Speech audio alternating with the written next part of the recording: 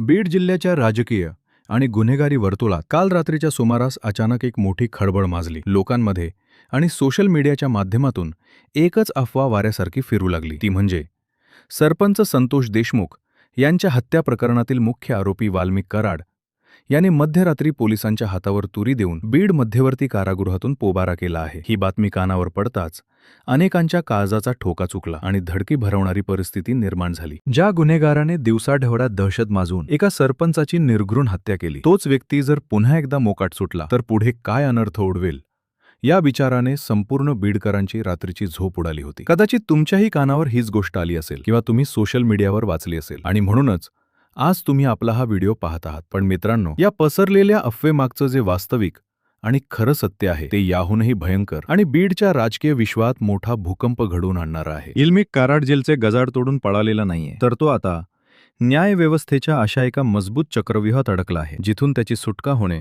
आता जवळजवळ अशक्यप्राय झाले. आजच्या या व्हिडिओमध्ये आपण याच खऱ्या आणि सखोल वास्तवाचं विश्लेषण करणार आहोत. त्याच्या सुटकेची अफवा आणि वास्तवात त्याला सुप्रीम कोर्टाने दिलेला मोठा दणका, या दोन्ही गोष्टींचा गुंता आज आपण सविस्तरपणे सोडवणार आहोत. मित्रांनो, सर्वोच्च न्यायालयाने 26 फेब्रुवारीला जो एक अत्यंत महत्त्वपूर्ण आणि ऐतिहासिक निकाल दिला, त्याने वाल्मिक कराड आणि त्याला पाठीशी घालणाऱ्या त्याच्या पाठीराख्यांच्या सर्व आशा आणि आकांक्षांवर कायमचे पाणी फेरले आहे. सरपंच संतोष देशमुख यांची झालेली हत्या ही काही केवळ रागाच्या भरातून झालेली सामान्य खुनाची घटना नव्हती, तर तो एका राजकीय वर्चस्वाचा, वैमनस्याचा आणि संपूर्ण गावावर आपली दहशत बसवण्याचा एक अतिशय रक्तरंजित डाव होता. याच गुन्ह्याचं गांभीर्य आणि त्यातील क्रूरता लक्षात घेऊन सुप्रीम कोर्टाने वाल्मिक कराडचा जामीन अर्ज अतिशय स्पष्ट आणि कडक शब्दात फेटाळून लावला आहे. कायद्याच्या आणि विश्लेषणाच्या दृष्टिकोनातून जर आपण या निकालाकडे बारकाईनं पाहिले तर एक गोष्ट अगदी स्वच्छ होते, ती म्हणजे जेव्हा अशा गंभीर प्रकरणातील मुख्य आरोपी तुरुंगातून बाहेर येतो तेव्हा पुराव्यांशी छेडछाड होण्याची, महत्त्वाच्या साक्षीदारांवर जीवघेणा दबाव टाकण्याची किंवा समाजातील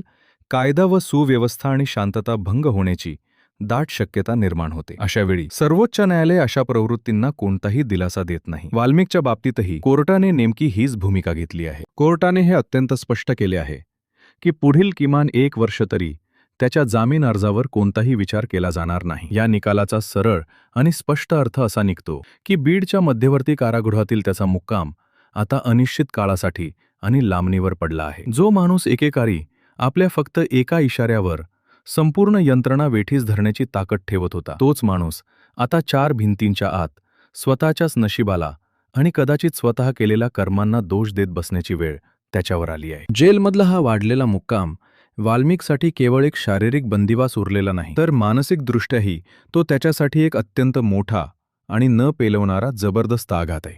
तुरुंगातील तो एकांतवास, रोजचा तोच कंटाळवाणा दिनक्रम आणि बाहेरच्या राजकीय घडामोडींमधून झालेली त्याची कायमची हकालपट्टी, हे सर्व कोणत्याही भल्या गुन्हेगाराची मानसिक ताकद खच्ची करण्यासाठी पुरेसे असते. वाल्मिकला आता हे नक्कीच कळून चुकले असेल की राजकीय पाठबळ, वशिला आणि पैशाची मस्ती ही कायद्याच्या आणि सर्वोच्च न्यायालयाच्या समोर अजिबात चालत नाही. आज त्याच्या अनुपस्थितीत बीडमधील सत्तेची आणि राजकारणाची समीकरणे अत्यंत वेगाने बदलताना दिसत आहेत. ज्या लोकांनी कालपर्यंत त्याला प्रत्यक्ष किंवा अप्रत्यक्षपणे साथ दिली, ते पांढरपेशे नेते आता त्याच्यापासून 4 हात लांब राहणेच पसंत करत आहेत. मित्रांनो, गुन्हेगारी विश्वाचा हाच सर्वात मोठा आणि निष्ठुर नियम असतो. उगवत्या सूर्याला नमस्कार करणारी ही स्वार्थी दुनिया पडत्या काळात मात्र साधी ओळखही दाखवायला तयार नसते. वाल्मिक कराड सध्या याच कटू सत्याचा घोट रोज कारागृहात पीत आहे. एकेकाळी ज्याच्या नुसत्या नावाने गाव थरथर कापत असे, त्याचे नाव आता केवळ न्यायालयीन तारखांच्या कागदपत्रांपुरतेच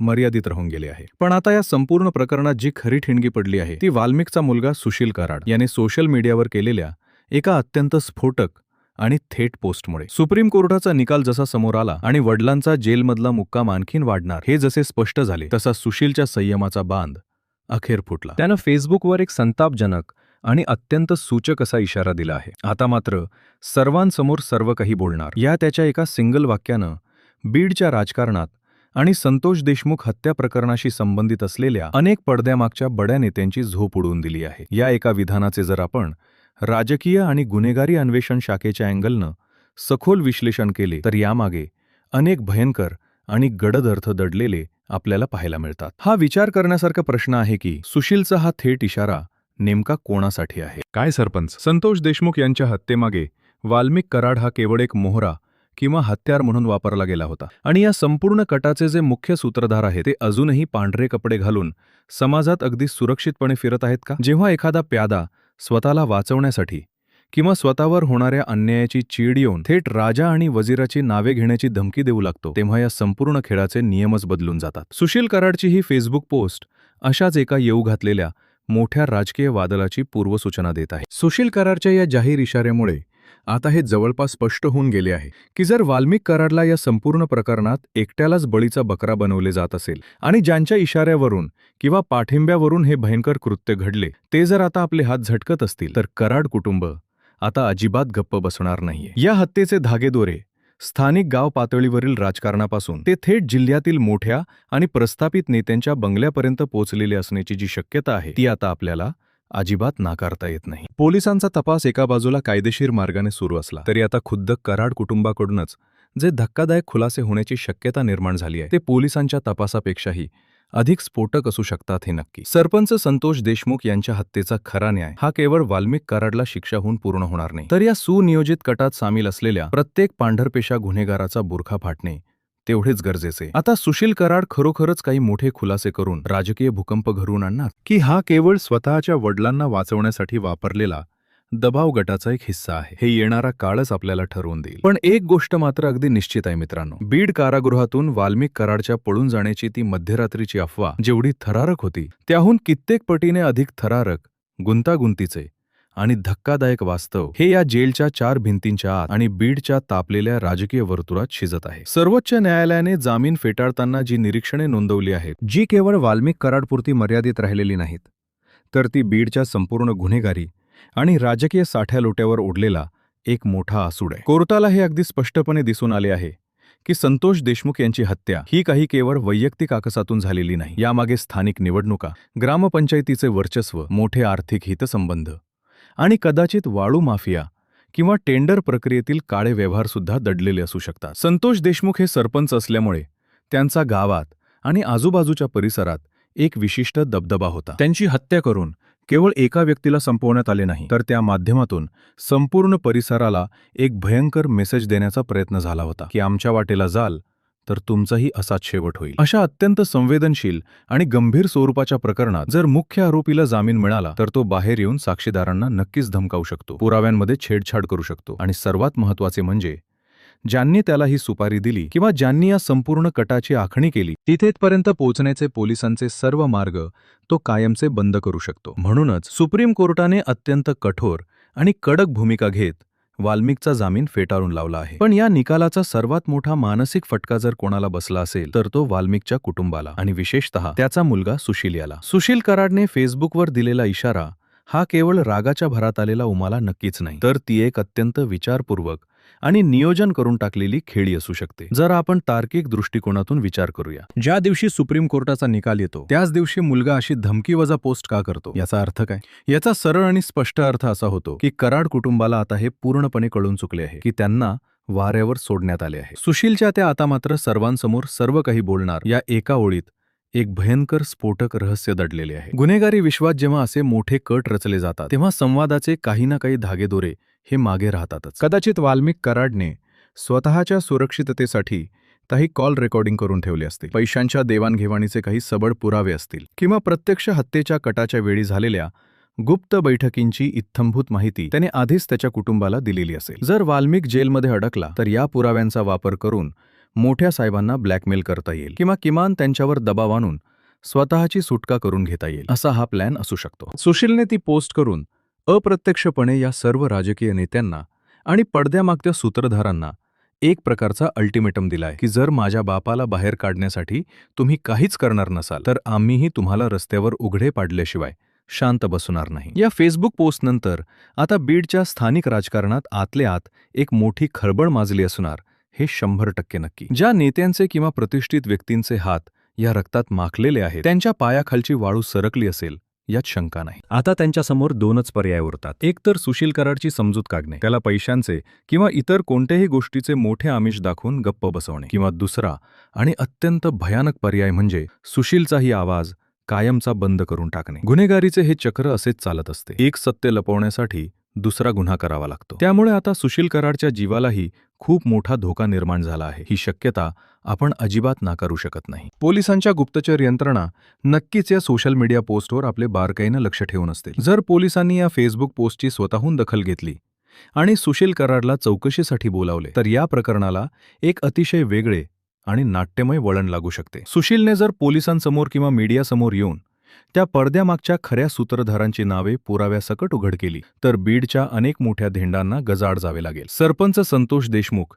यांच्या हत्येचा तपास जो आतापर्यंत एका ठराविक चौकटीत सुरू होता तो आता थेट राजकीय नेत्यांच्या बंगल्यांपर्यंत जाऊन पोहोचेल. मित्रांनो, कायद्याच्या भाषेत सांगायचे तर याला अप्रूव्हर बनण्याची पूर्वतयारी असंही म्हणता येईल. जेव्हा गुन्ह्यातील एखादा महत्त्वाचा दुवा स्वतःहून समोर येऊन पोलिसांना सहकार्य करण्याची तयारी दर्शवतो आणि बदल्यात स्वतःसाठी किंवा स्वतःच्या माणसांसाठी कायदेशीर सवलत मागतो तेव्हा मोठमोठ्या गुन्ह्यांची उकल होते. वाल्मिक कराडचा जेलमधला वाढलेला मुक्काम आणि त्याच्या मुलाचा हा बाहेर आलेला संताप या दोन्ही गोष्टी एका मोठ्या राजकीय गेमचा शेवटचा टप्पा दर्शवत आहेत. या घटनेचे आणखी एक महत्त्वाचे विश्लेषण म्हणजे यामुळे सामान्य जनतेला आणि तरुण वर्गाला एक खूप मोठा धडा मिळत आहे. राजकीय नेत्यांच्या भूलथापांना बळी पडून त्यांच्या स्वार्थासाठी स्वतःच्या हातात शस्त्र घेणे आणि दुसऱ्याचा जीव घेणे याचा शेवट काय होतो हे वाल्मिक कराडच्या आजच्या अवस्थेवरून अगदी स्पष्ट होते. साहेब लोक एसी गाडीत फिरतात आणि त्यांच्यासाठी राडा करणारा कार्यकर्ता किंवा गुंड मात्र जेलच्या अंधाऱ्या कोठडीत खितपत पडतो, जिथे त्याला विचारणारा कोणीही वाली नसतो. सरपंच संतोष देशमुख यांचा जीव गेला, त्यांच्या कुटुंबाचे